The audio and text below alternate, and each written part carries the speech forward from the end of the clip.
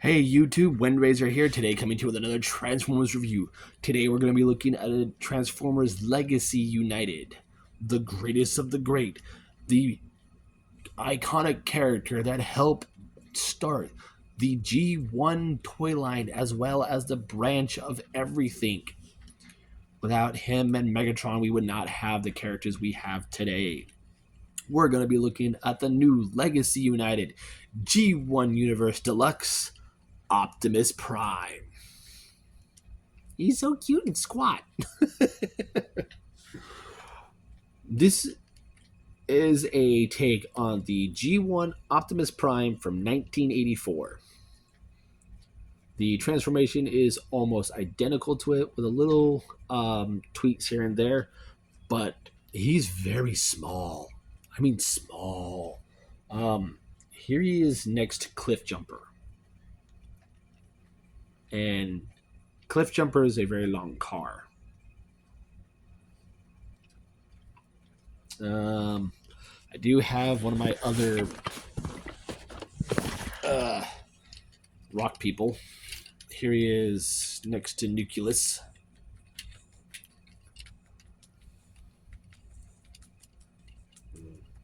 Even he's long and bigger. But this is a deluxe class size Optimus Prime based off his G1 toy. I do love it. I love how it looks. I love the little silvers going around the cab. I love the silver for the bumper, the headlights, the grille, the little clear windows. We got silver for the fuel tanks, gray for the hubcaps, and the wheels, which I find is very cool, are rubber. They're not like rubber like we know from way back when, but they're a nice type of rubber. I don't know if they're going to degrade over time, but we'll have to wait and see. But yeah, very nice. If you do have the original G1 trailer, he can tow it. He can tow even the Earthrise trailer, or say the trailers from Toxitron and Scourge for the Toxitron line and the Velocitron line. I don't know if he can tow the new Studio Series 86 Movie Prime trailer. He might be able to. I think he can. I'm not sure. You have to check. Yeah, you guys would have to check MGo's reviews because he has all the trailers. But yeah, very cool little Prime. He's my mini Prime. Dog, what are you doing? Give me a moment. He's a very cute little mini Prime. What I do like though is these wheels are pinned in, so they kind of like wobble a bit. So that's very cool. Now he does come with several accessories. One being his Matrix, which is already in place, but everything's all wrapped up. So if you go ahead and open the chest or open the front of the cap, which just like the original toy, folds down, he does have a clear blue Matrix. No seats though, sadly, but I'm okay with that. Nice hint there to the original toy. He also comes with not one, but two blasters. First one is toy accurate. I'll go ahead and peg that into this peg hole right here. The next one is more cartoon accurate to Prime. Peg down the other peg hole. And then he comes with his Energon axe. Oh, such nostalgia. And then you just peg that onto the trailer hitch right there. And this is his storage for his accessories. Very cool. The smokestacks are also separate pieces. They're not in the little bag with the weapons and the Matrix. They're on his shoulders. Let's go ahead and take off all the weapons. And we're going to go ahead and get into his transformation.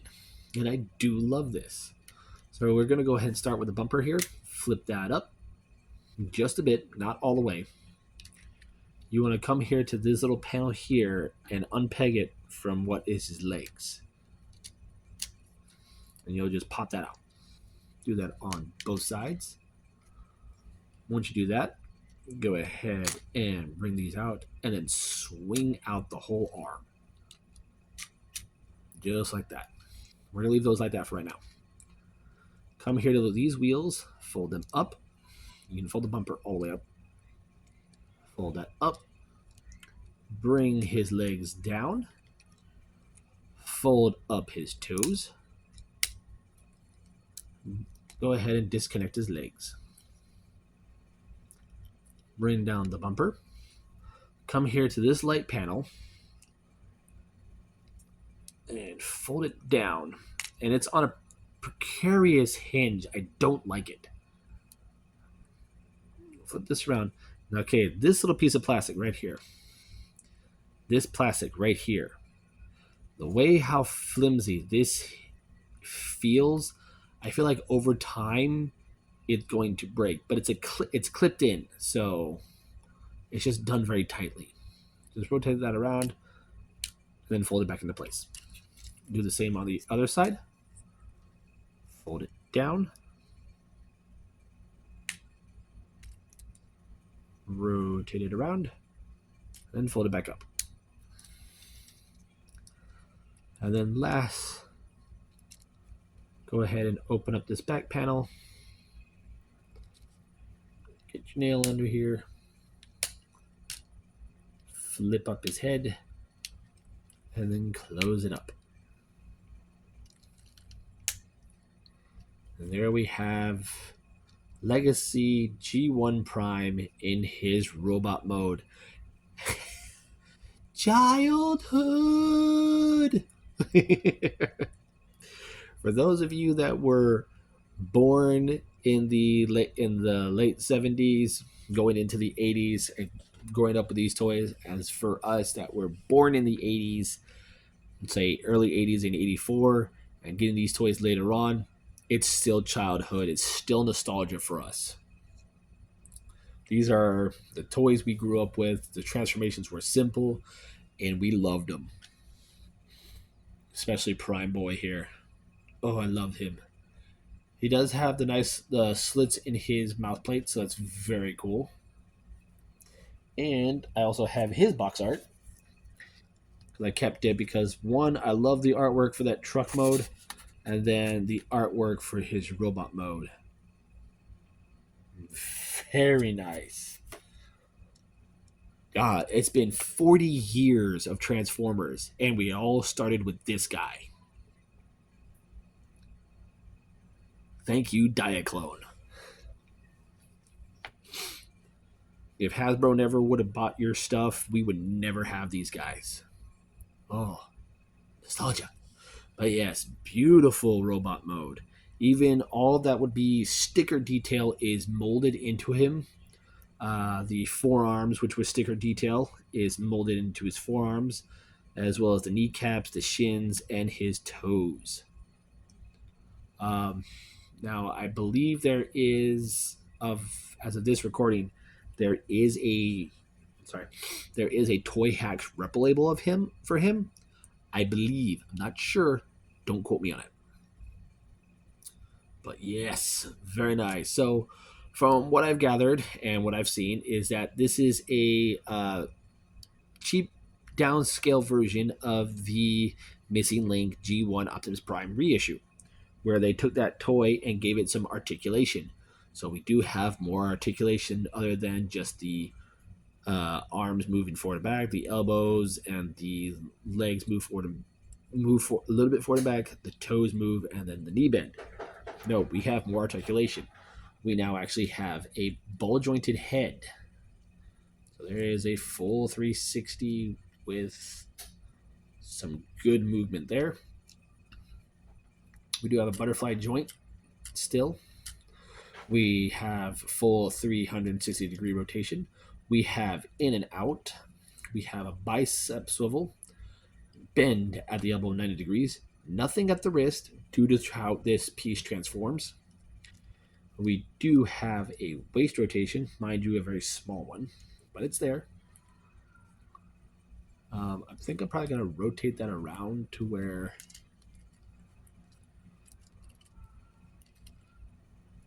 Nope, can't do that. Does not work.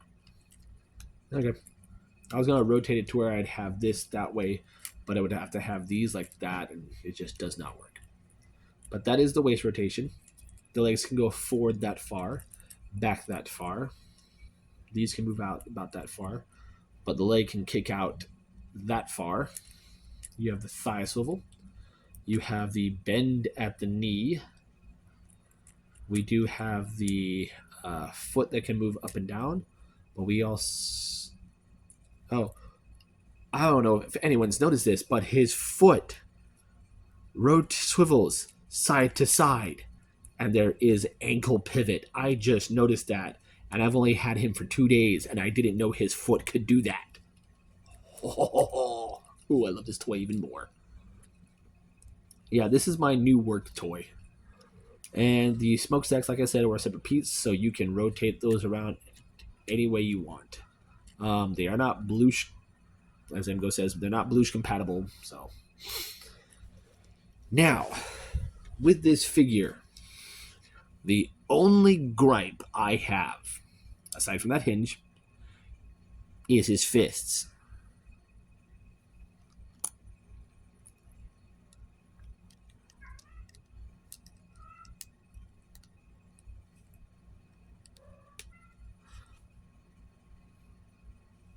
I cannot, for the life of me, risk to putting for this. That's as far as that goes. This is my copy. That's as far as that goes. I've seen M goes and it goes all the way down. On my copy, it only goes that far. And even with putting more pressure on it, it's not going down. That's as far as it's going to go. It is not going to go any further. I am not joking. Oh, that hurts. Same with the gun, only goes that far. Even with the other one, which is not that thickly painted, only goes that far. This is only on my copy. If your copy, the weapons go down all the way, that is great. With me, I'm going to have to find a way to sand these pegs down a bit just so he can hold them. Because right now, he cannot hold his weapons for the life of Primus. I can take one and peg it onto his back like so, but that's about it. Now, you can use one of the armorizers on him. Sadly, though, you can't use much because he only has the one peg on his back, as well as the pegs on the bottom of his feet and on the back of his legs. The most I could probably do is...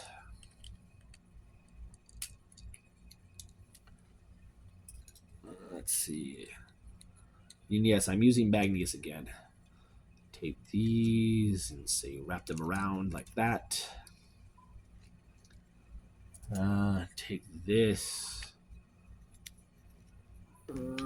Put that on his back like so. I don't know why. I'm just doing it.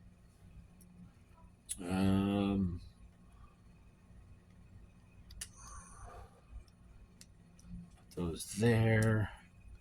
I'm just making this up as I go. This is not accurate to how it's supposed to be. You can do what you want. Let's see. I'll put these under here. For that. That's coming off. Now let's see if he can hold this. Okay, so he can hold this weapon. He just can't hold his own. So yeah, this is how it would look with an armorizer on him. Very, very weird because he's not going to stand. But that's just, like I said, with these armorizers, like I've said before, with any of my armorizers, any of my fossilizers, modulators, whatever, that have this armor weapon gimmick, use your imagination. I mean, look at the stuff that Botbender has come up with or has found what people have done. His stuff is awesome. But yeah, oh, my thumb still freaking hurts. So yes, Transformers G Legacy G1 Universe Optimus Prime. Is he worth hunting down? Yes, because when I got him in Quake, he was the only one on the shelf. Slipstream was also there. I might get her.